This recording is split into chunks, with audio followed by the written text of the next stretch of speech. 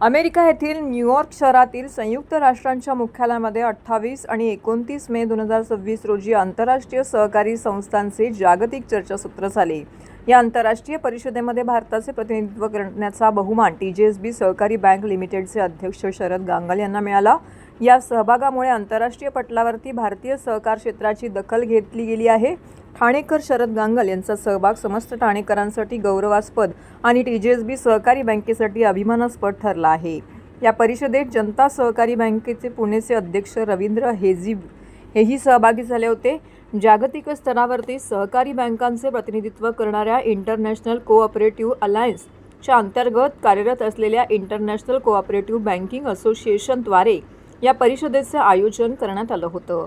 भारतीय नागरी सहकारी बँकिंग क्षेत्रातील योगदानाची दखल घेऊन ICAने शरद गांगल यांना विशेष निमंत्रण पत्र पाठवून आमंत्रित केलं होतं। सर्वसमावेशक आर्थिक वृद्धी हा परिषदेचा केंद्रबिंदू होता। या 2 दिवसीय उच्चस्तरीय जागतिक परिषदेमध्ये सहकारी बँका आणि क्रेडिट युनियन्सच्या माध्यमातून शाश्वत वित्तीय प्रणाली कशी उभारता येईल यावरती विचारमंथन झाले। सहकारातून समाधिष्ठत आणि शाश्वत विकास यावरती परिषदेमध्ये भर देण्यात आला।